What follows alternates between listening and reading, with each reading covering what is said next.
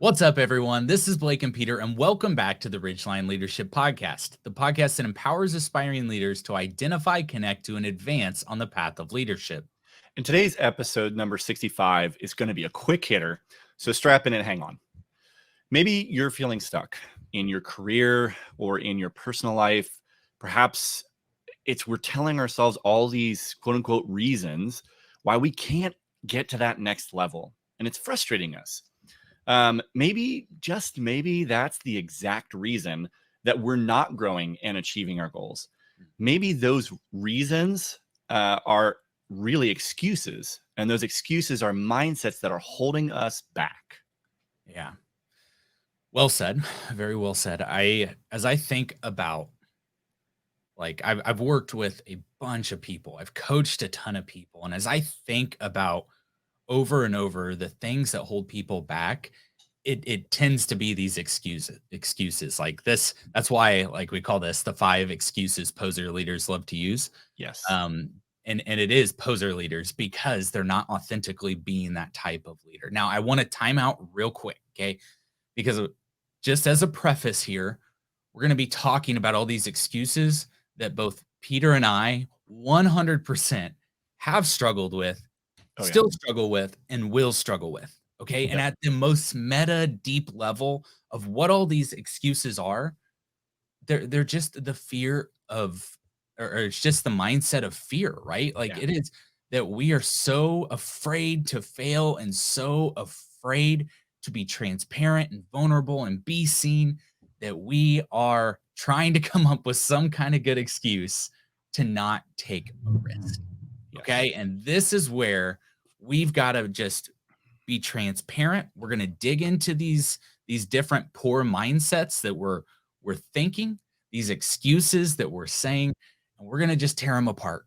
Because if you believe these things, you have no reason not to believe these things until someone says, let's dig in a little bit. Let's talk a little bit more. Let's challenge this.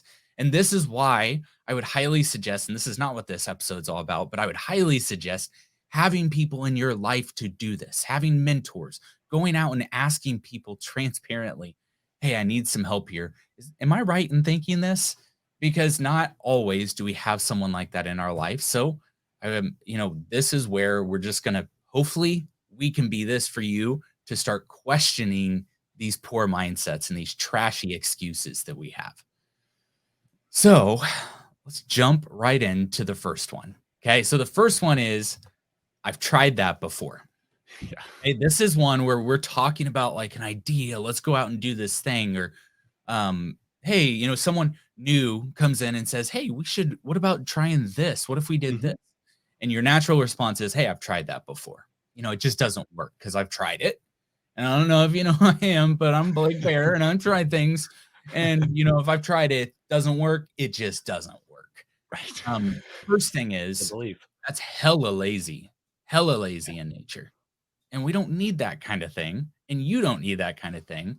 So if that's your mindset of I've tried it before and it doesn't work, there are times that they won't work for many reasons. One, it might not work because of the resource. Okay. So like maybe it's a resource that's not easily available. Or it's incredibly expensive to have that resource. But that's not always the case. As technology, as advancements happen, things get cheaper, things get quicker. Those things that didn't work before might work now. So try to get out of that mindset of it won't work because I've tried it. Times change. And if we can believe that times are going to change, then we need to give it time. We need to give it the opportunity of a second shot. There are things, and I'll ask myself this question, once, twice a year is, hey, is something I've tried possibly possible now? Like, and I know that's a weird question, but like I've got it written on like annual, semi-annual reviews that I do with myself is what have I tried that might work now? Because it might work now. Things could just go a lot better. And one thing I think here as well is that a lot of our MO in our nation in our trying things because we hate failing. When we try something and we fail, we stop. That's Yeah. not a leader. A leader is someone who tries something, it fails, they adapt and they try again. Right? Like, so how many times did you fail? Right? Like, so if someone's like, I've tried that before, it doesn't work. My next response is usually, oh, really? How many times did you try that? And Yeah. then they get this confused look, which clearly lets me know they've only tried it once. Well, that's trash. I mean, that's like Edison tried the light bulb over 1,000 times, Yeah. and every time he said, "I found 1,000 different ways to not make a light bulb." Okay, so that's the better mindset. Um, things things like, and this is a big one I get on, and it may sound stupid, but I don't care. Okay, because I think this is important. Um, I hear a lot of times, especially when I'm like, "Hey, leaders are readers." People are like, "Yeah, but, like, I've tried that before. I'm not a reader." I'm like, "Okay, so, like, tell me about that. What do you mean? What do you mean you're not? You're like, you've tried it." "Well, in high school, we had to read all these books, and, I just didn't like reading." Who didn't? Yeah. Like, Right. sorry, you're not novel here. You are not some special circumstance that like, the majority of people hated reading in high school. Get over it. Yeah. Like, that is normal, but I'm telling you, leaders are readers because you're surrounding yourself with mindsets from these books and from these perspectives. So I hated, absolutely hated reading in high school. Okay. You would not find a book in my hand. Now I love it.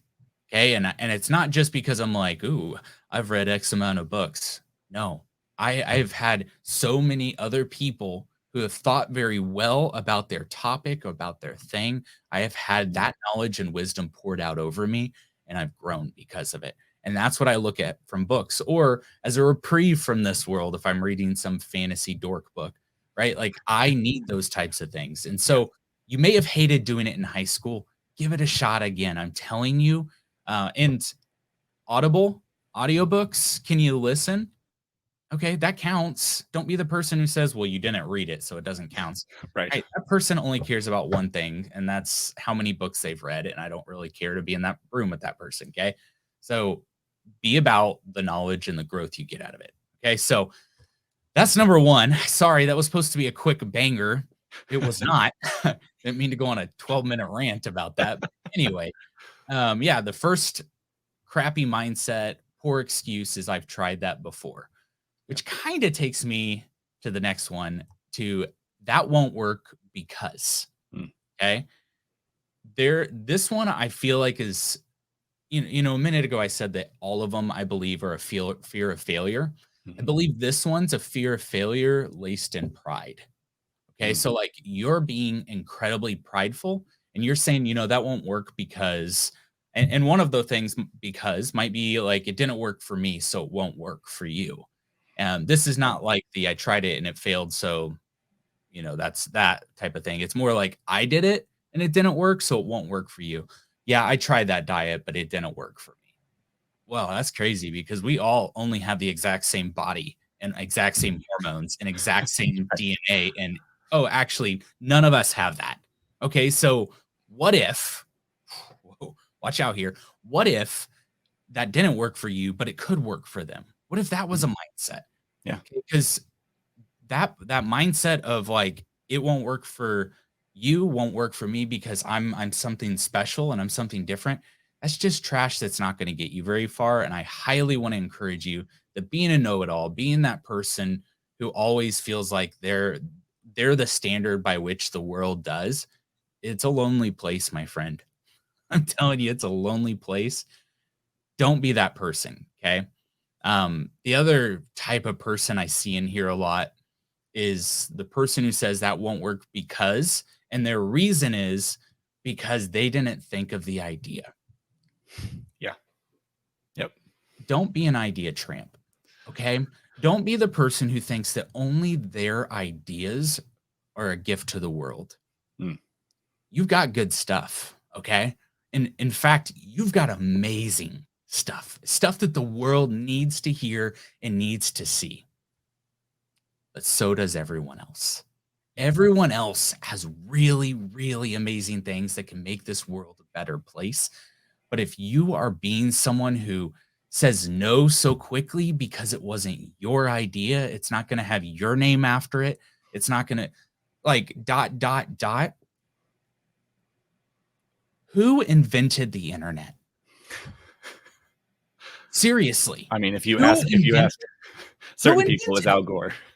Okay. Who's Al Gore? Right. I mean, we're getting far enough away. I'm just going to be real here. Who's Al Gore? Yeah. Who invented the internet?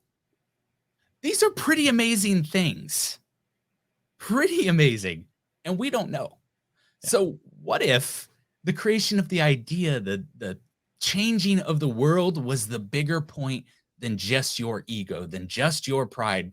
Because at the very end of it all, nobody's going to remember anyway. And I know that's a lonely, sad thing to hear.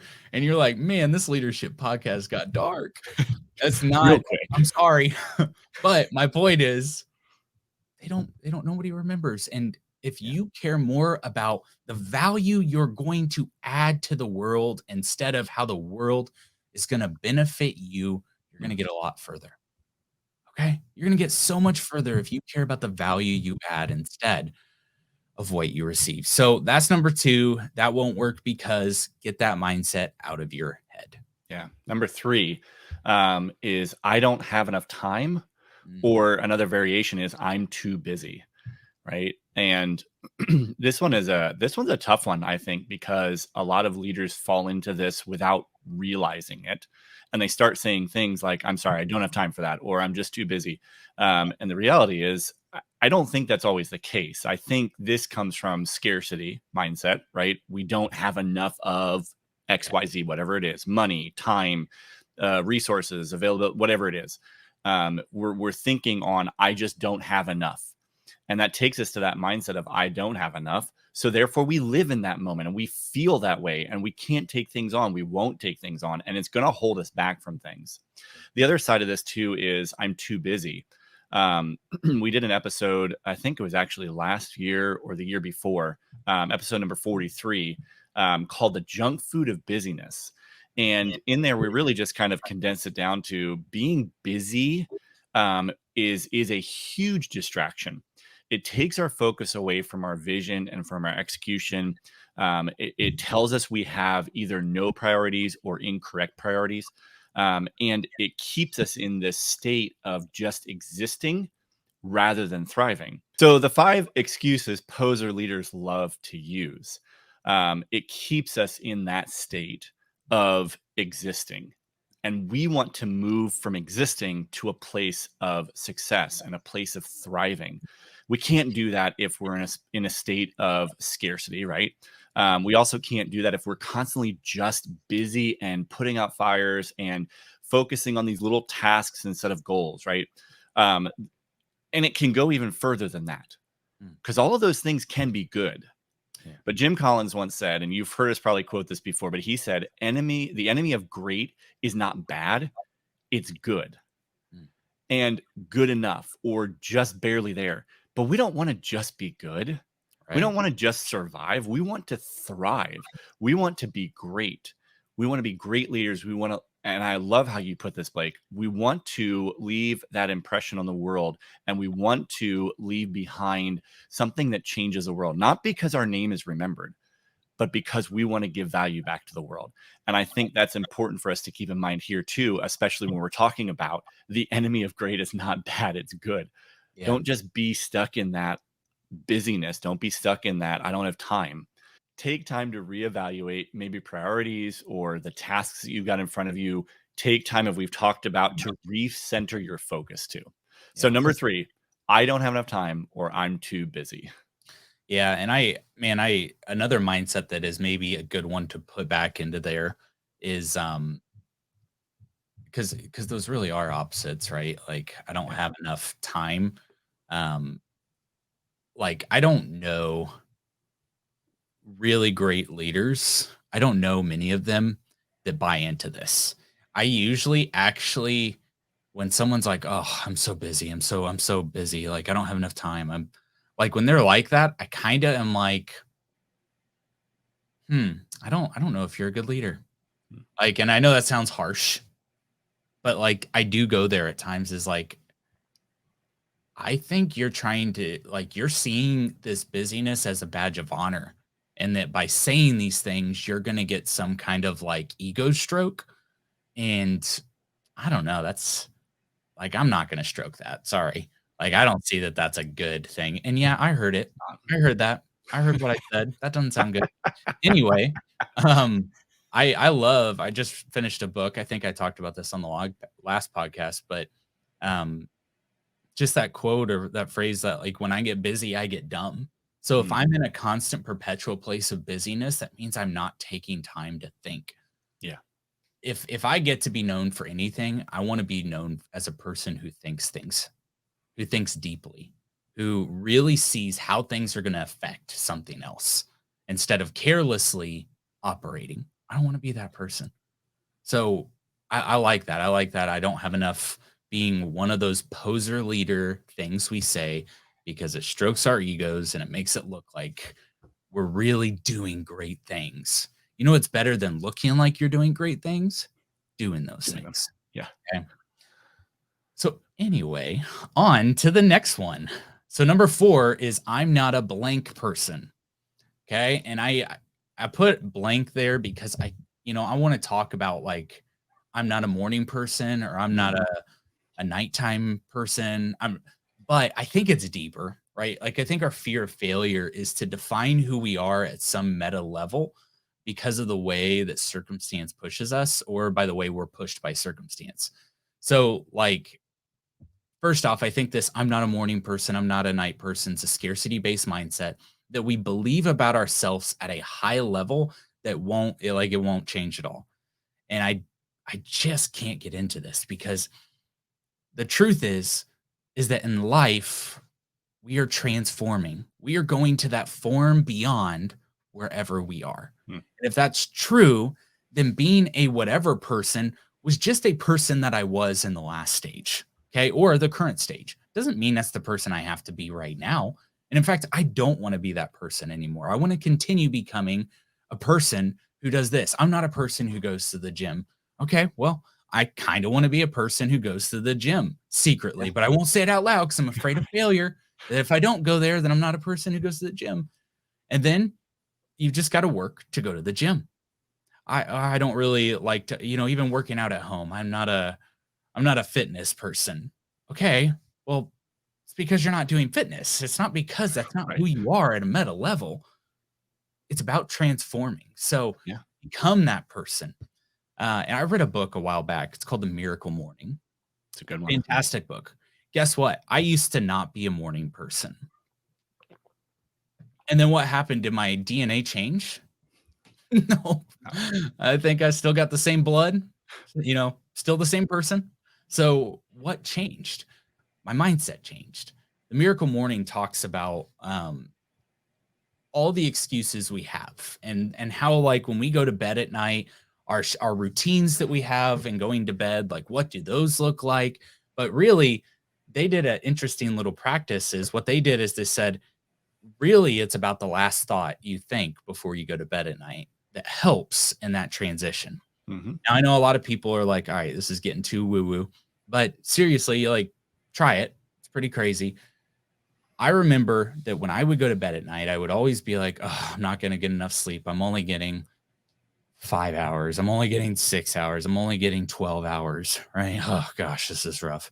And when that's your mindset going to bed, guess what you wake up thinking first thing? It's not enough. I didn't get enough. Yep. I didn't get enough of this. They said, Hal Elrod is the author. He said, when you go to bed, basically go to bed with this mindset of, I'm going to get just the right amount of sleep to wake up at X time. I'm getting the perfect amount. So I would highly suggest trying that. Okay. Try to believe that you get to have a little bit of effect on what the world is defining about you and that you get to choose, like, I'm going to become a morning person. I'm going to be a night person, whatever it is you want. I don't care. You do whatever you want. But at the end of the day, like, I do think you need to be in charge of that. There are a lot of other reasons. Okay. Now I just want to call these things out as far as things that could cause you to not be able to wake up early. It isn't just always mindset. Okay. So I do see that there are things like hormone levels, and um those are things that like maybe your hormones are off and you have some, like, it's really hard to wake up. Yeah, mindset's not always going to fix that, but you can do stuff about that. You can get Yeah. the right vitamins, you can get the right stuff into your body to help with that, but you have to be willing to try. You have to be willing to risk and fail and have to figure it out again. And Yeah. but there are things we can do there. Another big one's your late night ritual. If you're trying to be a morning person, your late night ritual has everything to do with it.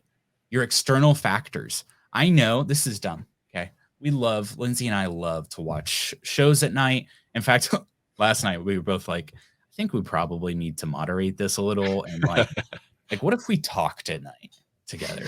Like, what if we just were like, hey, how was your day? And you were like, Yeah. yeah, this is my day. And then we just like had a anyway, kind of a sub thing there. But we love watching a show, eating popcorn. Something I've learned about myself. I can't eat popcorn at night. Any kind of corn that I have at night, that's probably another reason that bourbon doesn't do great for me at night. Yeah. I At see least that. on the next day, I got to wake up early, or, wake up and actually do life. I just wake up and I feel dead and my body's sluggish and I can't move. And I push through it normally.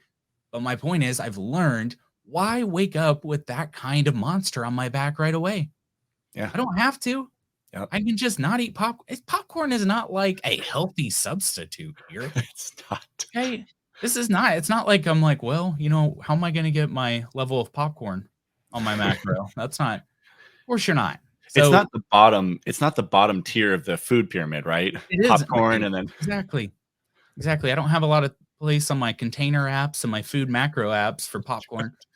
Anyway, I've learned that it hurts and that I can't eat at a certain time, and I need to stop those things in order to have a good start to the next day, because I've learned that my starts to the day tend to be far more important than my ends of the day, because it's a lot harder to redeem the day for me. And a yes. lot of times I get to the end of the day and I'm like, well, that was a trash day. I didn't get a good start and felt like I was behind the eight ball or whatever that phrase is all the time. Well, yeah, it set yourself up for success. And the best, like, your morning starts the night before. Okay. So getting your clothes put out so you don't have to use all that mental energy for where your clothes are in the morning, like doing a lot of the things that are going to serve the tomorrow you for a good start. It's a big deal. Other external factors I would say as well. You know how we love to watch shows at night. There's a good point you need to turn that stuff off, because the blue light keeps you Mhm. up. Keeps Yep. your what is it? I don't know if it's your REM or your reticular. Basically your system is just like, all that blue light is just causing so much like havoc to it, that Yeah. you need to allow it to like have 30 minutes before you fall asleep where you don't have anything on. I'm really bad at that one. I need to get better. Okay. Same. Because I want to be able to wake well and start my day well. So I get it. You're not a morning person. You're not a night person. You're not a whatever person, but it's your choice to become one of those people. Yep. Okay. You get the choice to become who you want to be. Yep. And if you want to be the person you want to be, you've got to start somewhere. This is a really low bar. And I'm telling you, I don't know a ton of hyper successful people who aren't morning people, or at least don't put in a ton of effort to have that time to think and to grow. Yep, for sure. Before we jump into our last one, number 5, I just want to put this out for the world to know, and Blake, for you to know. I was today years old when I understood the phrase behind the 8 ball. You were what? I'm today years old Oh, okay. when I understood it. So I finally just realized, when you're behind the 8 ball in pool, when your cue ball is behind the 8 ball, you can't do anything, because you can't sink the 8 ball to the very end. So you're stuck. So it's perfect. I mean, So we I could used that retitle phrase this. correctly then? You did. You use it absolutely perfectly, and I had to think about it as to I'm out. why. So Podcast over. I don't need anything else. This is perfect. See ya. that's it. All right, thanks, guys. All right, last one we got today. So number 5, why bother? It'll just fall apart. Mm. So the reality here is a lot of times this is going to be a self-fulfilling prophecy. If you expect it to fail, it probably will. Yeah. Henry Ford said, whether you think you can or you can't, you're right. Mhm. And his point was, you talk yourself into things sometimes. If we feel like going into something, we're going to fail on it, we're going to self-sabotage. We're going to find reasons why it won't work. We're going to find all these reasons why it can't happen, and we're going to fail because we have that expectation. Same thing is true. If we think we're going to succeed, we may not succeed 100% the first time. We may get 80% of the product. We may get 60%. We may get 50%, right? But we've learned along the way, and we know, okay, let's try again with what we've learned. It's not a failure. A failure is not trying again. I believe that that's a failure. And the reality is our expectations set us up for success or for failure. Another part of this too, why bother? Just fail. It'll just fall apart. Is our fear of success. Ooh. That's a big one. Mhm. And it's a sly one because I think a lot of times it's unconscious. We don't realize that we're actually fearing success Mm. because we chalk it up to other things. Because some of the symptoms of fear of success are anxiety, discomfort, lack of motivation. All those things can be hindrances that are symptoms of other things like fear of failure, or stress, or all these other things, and it allows it to hide. And we don't realize, without taking time to really think about, what am I feeling? Why am I thinking this way? What are my thoughts on this? It becomes this unconscious fear that we allow ourselves to self-sabotage, Mm. and we don't succeed. Yeah. Some of the other fear of that success is, after we do succeed, are we going to be able to sustain the success? In all sense of that, are we going to be able to scale it up? Are we going to be able to be successful again? Or are we a one and done? Yeah. Are we like some of those bands in the 90s that had a really great hit, one song, one hit wonder, and then that was it? And that's a fear that we have in our mind. We've got to overcome those and realize that those things are holding us back from success. And yeah, we're going to fail again. Absolutely. And we're going to succeed. Let's succeed on purpose so that we know what we did, so that we can make it repeatable. The last fear of this, or the last part of this, is fear of the unknown. Mm. What's going to happen after I succeed or after I fail? Am I going to succeed once and then just not be able to know what's next? Or Yeah. am I going to fail and now I'm a failure in life? I've redefined who I am. Fear of the unknown too, of like, when I succeed, is that actually going to hurt me in some way that I don't know yet? All these things come into our heads, and they're just this constant fear popping up. Yeah. Again, back to the expectations, right? Whether you think you're right, or whether you think you can or you can't, you're right. That's what Henry Ford said. So number 5, why bother? It'll just fall apart anyway. Yeah. I think with the fear of success, kind of going back to that, because it's very interesting, is like, why would anybody ever be afraid to succeed? Right. Like, you think through that. And I know one of the biggest reasons that people are afraid to succeed is they're afraid that they're going to become a new person, and that that person isn't going to be someone they're going to like, and that others aren't going to like. I'm going to lose friends. I'm going to lose, people are going to think I'm better than me, or I'm better than they are because I've changed. Right. Like, so many people lose 40, 50 pounds, and then all of a sudden they hate their life more.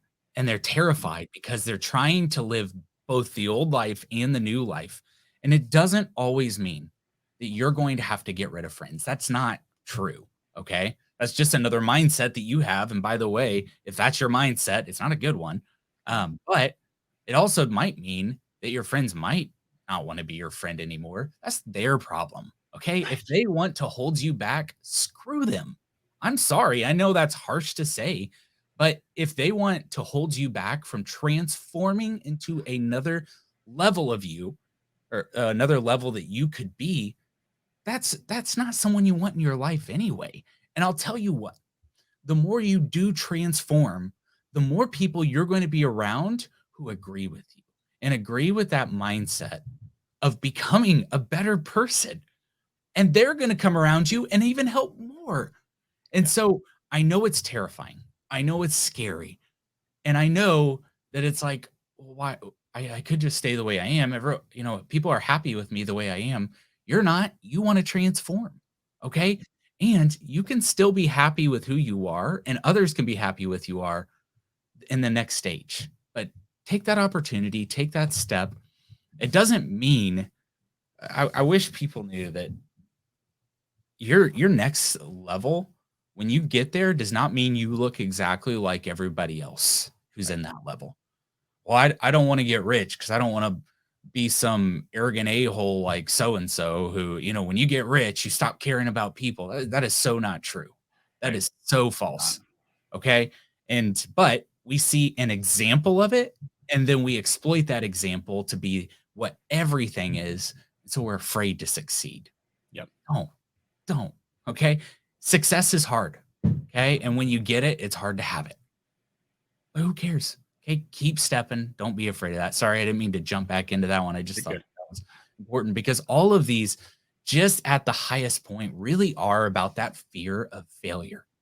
That's what all of these are, is we're afraid to fail and what that will mean. People won't love us. We won't have amounted to something. That value that we were supposed to give the world isn't there. Failure, failure, failure. We're afraid. Don't. Okay.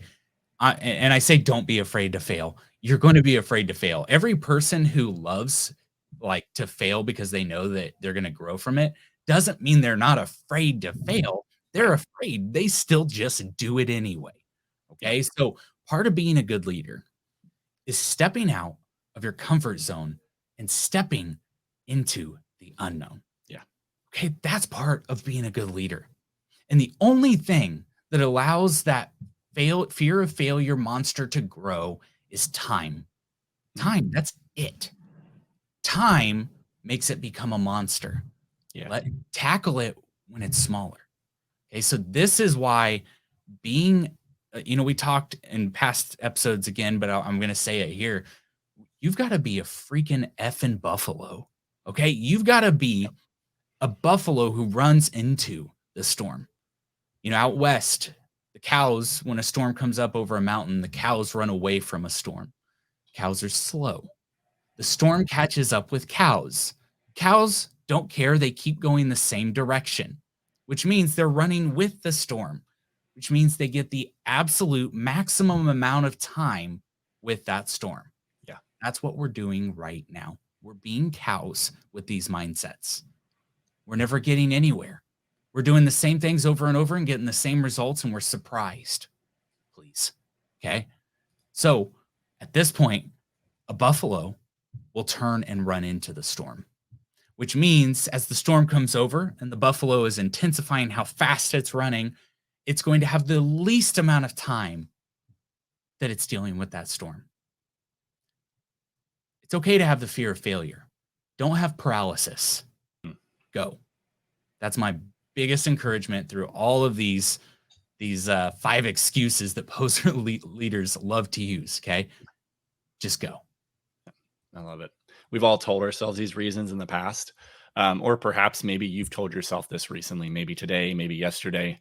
The good news is now you know, right? And you can adjust. We're not done, right?